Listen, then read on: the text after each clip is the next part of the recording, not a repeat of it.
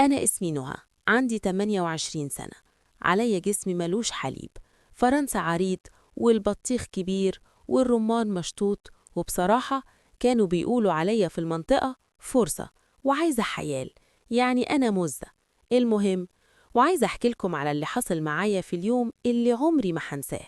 كنت راجعة من الشغل وتعبانة جدا، مرهقة من الشغل. قررت أعدي على كافيه جديد فتح قريب من بيتنا، بالكافيه شكله شيك وحادي. قلت أشرب قهوتي هناك وأعزم. دخلت وقعدت مكان كان مليان ناس عادية، بس عيني وقعت على حاجة، أو بالأصح على شخص. راجل قاعد في الركن، خدوره تقيلة، عينيه مش بترمش، كأنه ماسك الدنيا كلها في إيديه. أنا في الأول طنشت، قلت لنفسي يا بنتي ركزي في قهوتك بس. كل دقيقة عيني ترجع له، كل ثانية بلاقيه بيراقبني بنفس الثبات. قلبي بقى جو تقيل، قلبي بدأ يدق أسرع. كان بيبص عليا بطريقة غريبة جدا، وصراحة كل حاجة كانت فيه غريبة، طريقة شكله، ملامحه. بل الموضوع بقى أكبر من مجرد صدفة. فضلنا كده حوالي ساعة كاملة وأنا مش عارفة أقرب من النظرات دي. كان بيبص عليا بطريقة غريبة جدا، أنا وباكل طبعا. ولما قررت أمشي لقيته هو كمان قام في نفس اللحظة. الصدمة كانت بالنسبة لي إنه كان ماشي ورايا بخطوات بطيئة، كنا أسرع أسرع. كل ما أبص ورايا ألاقيه بنفس المسافة. يا لهوي، حسيت إني داخل على حاجة كبيرة، حاجة أكبر من تحملي. قررت يا جماعة إن أنا واجب وأبص ورايا. لقيته ماشي ورايا. قلت له أنت ليه ماشي ورايا؟ أنا لما قعدت على الكافيه كنت وابص عليك لقيتك إنسان غريب، حتى نظراتك ليا كانت غريبة، فعلشان كده أنا قمت ومشيت. ما صدقت إن أنا كلت. ليه جاي ورايا؟ ما تكلمش. وده اللي زود حيرتي. قلت له مش عايز تتكلم وانت هتفضل كده ماشي ورايا؟ سيبني في حالي، أنا مش فاضيالك.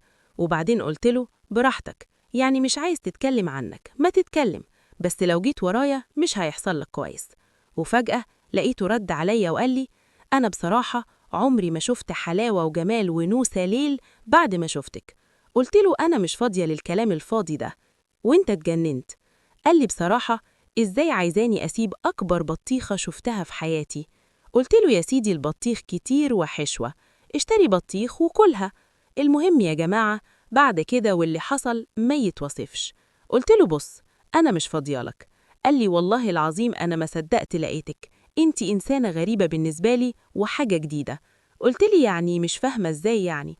قال لي بصراحة معرفش ليه حاجة من جوايا خلتني عايزة أعرفك أكتر، عايزة أتكلم معاكي أكتر، عايزة أتواصل معاكي أكتر، والصراحة أنا محتاجة أتكلم مع حد. أنت عندك شقة؟ قلت له كمان شقة؟ ده أنت تتعصت من نفسك قوي. طبعا يا جماعة كان الإنسان إنسان غريب جدا، فأنا نفسي استغربت. فضلت أفكر مع نفسي، طيب الشقة اللي هو عايزني أروح أعرف معاه فيها دي، يعني مش ممكن، مش معقول. قلت له مستحيل، ومن رابع مستحيلات اللي انت بتطلبه ده not even possible. أنا مش هعمل كده. قال لي ازاي مش هتعملي كده؟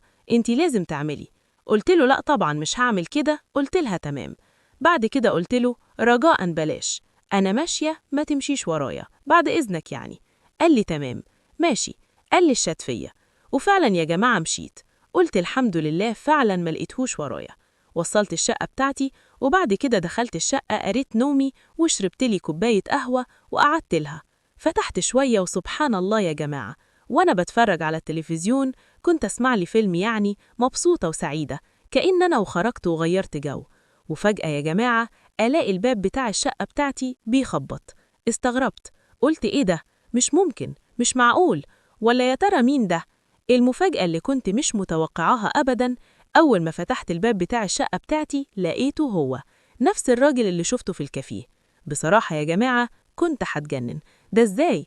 أنا ما كنتش ببص ورايا، ما كنتش بشوف، وإزاي في شقتي؟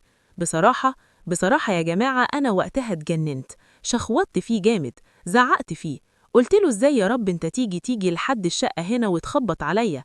أنا مش قلتلك ما تمشيش ورايا؟ قال لي والله من يوم ما شفتك وأنا حبيتك واتعلقت بيكي، خصوصا كان في تبادل نظرات ما بيننا في الكافيه، كنت بتبصيلي وأنا برضو ببصله. قلت له مش معنى كده إن أنا تجيني لحد الشقة بتاعتي.